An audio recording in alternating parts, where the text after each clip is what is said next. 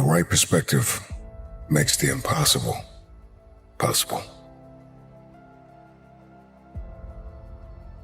Instead of the path of least resistance, I started choosing the path of most resistance to prepare myself for the journey that was coming my way.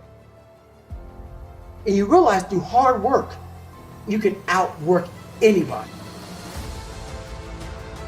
No matter how badass they are. It starts with yourself, man.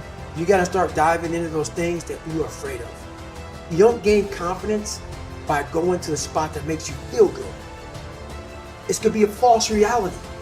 And the second life gives you that challenge, all you wanna do is go back to what gave you confidence, is that happy spot. No, what gave me confidence was spending years at a kitchen table trying to learn how to read and write on my own, realizing I can't learn the way you learn. I can't, but I can learn. What gives you confidence, not being afraid, is overcoming the fear. That's what gives me confidence, is facing these things, overcoming them. And maybe not overcoming them every day, but facing them and facing them and facing them. Pretty soon like this, you know what, man, this is where it's at. It's not in that comfort zone. It's in the discomfort zone is where my confidence is getting built. Mm-hmm. That's where it's getting built. Happiness, peace, enlightenment, it's all up here, man. It's all up here. It's all up here. You just gotta be willing to go and face it. And that's the hard part. The physical standard is not what they need to meet. It's a mental standard you must meet in life. That's how I live my life. I now know that there is no cap on the human mind. There's no cap. We cap it ourselves. When most people quit, I just started. And when you take that mindset and you learn to flip that around, that's what made me powerful. And my body followed. And so I said, I want to do this. I'm going to give myself a challenge every single day until the fear goes away. That's right. And I feel like that's what more of us should be doing. I'm hearing that that's what how you live your life. That's all it is, man. And it helps me feel so much more confident. When you overcome that fear of saying this doesn't have control over me anymore, that's right. It's like you can be at such more peace. A lot of us speak in hollow words. I used to speak in hollow words. I don't do it anymore. Everything that comes out of my mouth has substance. It's real. We all have these feelings in our bodies, in our minds, in our souls. I act on mine. A lot of us who are afraid of something, we allow our minds to choose the path of least resistance, so we go a different route. And I'm afraid of something, it's telling me you must do that. Life is one big mind game, and you're playing it with yourself. You cannot lose perspective of where you've come in life.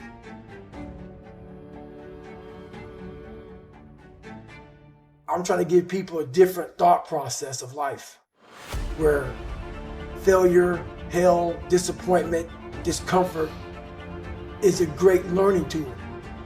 And many people don't understand that, but it's these few moments in life that you have. Like for me, I always talk about it.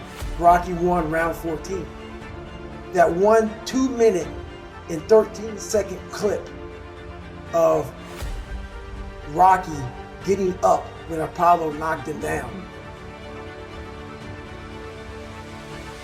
That one clip, when I was going through a very bad time in my life, I saw what I wanted to be. And it wasn't a guy that won. It wasn't a guy that won everything he did. It was a guy that kept getting up after being knocked down. So I realized if that 2 minutes and 13 seconds changed my life, that's all it was. I saw something that I needed to be in the world I was living in. Maybe my story will give someone the 2 minutes and 13 seconds they need to change their life. Everybody's got a story. We don't share it on social media. We share our nice life on social media. We all have a dungeon. I'm just willing to talk about mine. Mental toughness isn't something that you sample. It's something that you live in every day. Whenever hardness comes, and you don't know what it is, it may be different for you than it is for me, but you go back to your insecurities. And then when you go back to your insecurities, you then look for comfort within those insecurities. And we all look for that cookie that your mom used to give you when you were sad, when you were sick. We look for our wife or our husband. We look for comfort. It's in those moments you must retrain your mind to think differently in help. The mental standard is you must know how far you've come.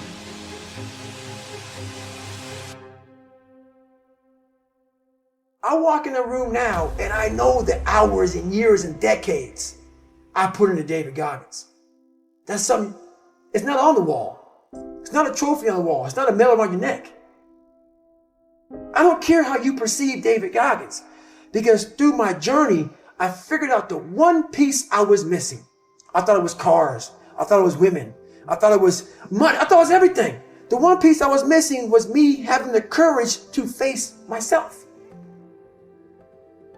Where I got my work ethic from was the hours I had to spend learning this.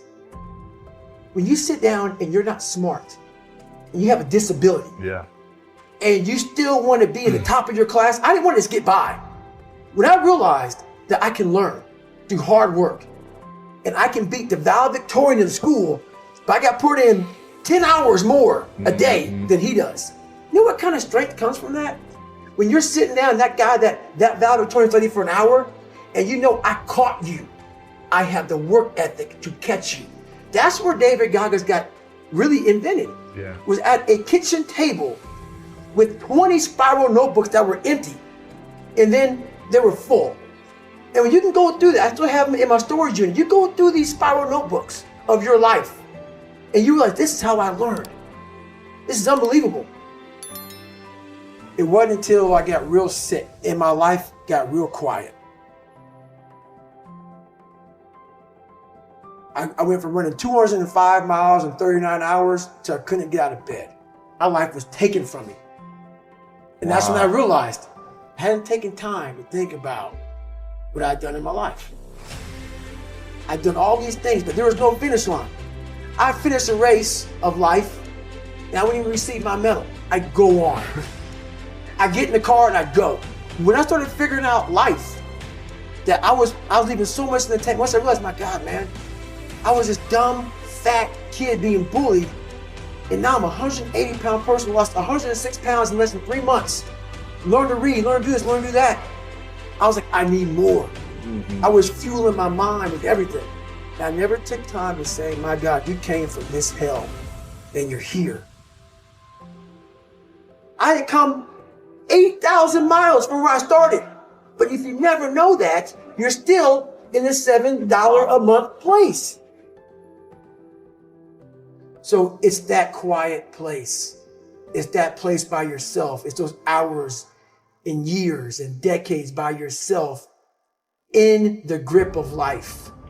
When life has you by the throat and choking you out, and you're sitting there calm because you're trying to figure it out. You're not panicking. You're not quitting. You're not throwing in the towel. You're saying there's a way around this. And when you figure it out, when life has you gripped in a vice, and you can figure that out, that's when you overcome. That's when you overcome. The journey getting there was harder than going through it.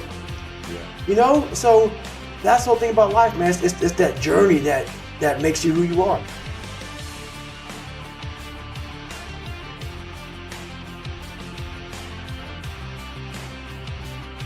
When I was working with my professional athletes, it required me to do a lot of traveling. And this story gets me every time.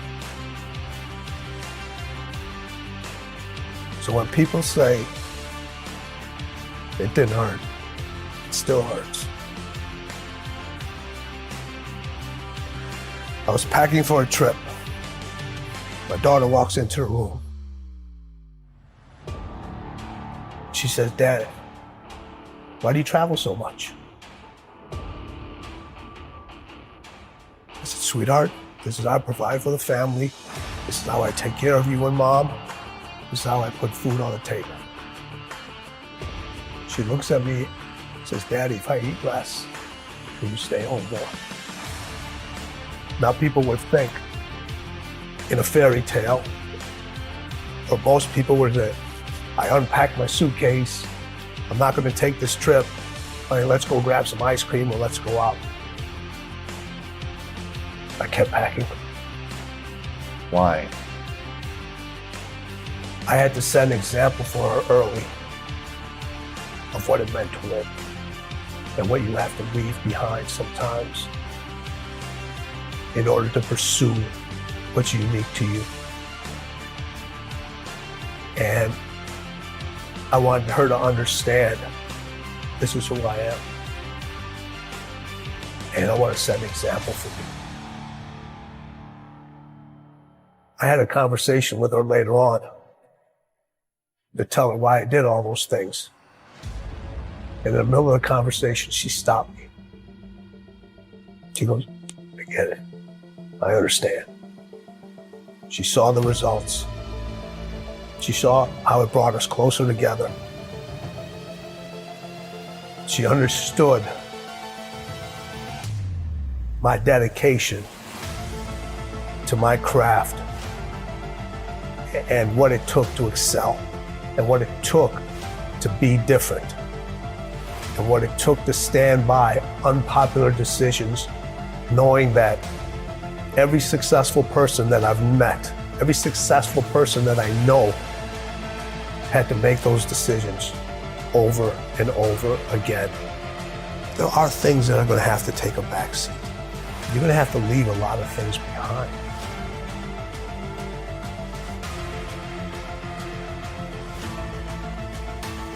The hardest thing with Kobe was getting him to stop. Yeah, okay, take a break, rest.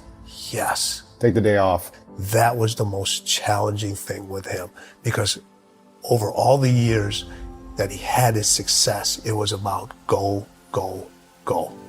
And then when I came on, I was the complete icicle. I got to get you to stop. His 3 a.m. workouts, they're crazy. You know, having to keep the Staples Center open later because he wasn't happy the way he performed at that game. And I would not leave till he would leave. Really? Yeah, so we would be in the arena sometimes 2, 3 o'clock in the morning. Shut up. All the lights are turned off except on the court, and we just keep going, What is the mindset of winning? They both had that. So I look at it 3 ways. So you have individuals that compete. Mm-hmm. You know a lot of people that compete. Yeah.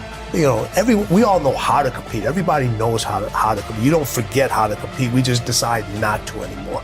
But a lot of people compete just to finish. But then there's individuals that win, but they only win one time. It's easy to win and then never win again. And then there's people that win at winning. You can't come back the same. Cannot come back the same. You have to come back different. You have to come back better. Winning wants you to be different. Winning requires you to do different things. Winning requires you to think in a different way. Winning speaks its own language. Winning has its own way of recognizing you. Winning wants you to write your own story. Stop looking for steps. Those steps are infinite. Find your own path to winning. Because as the late, great Kobe Bryant said, winning is everything.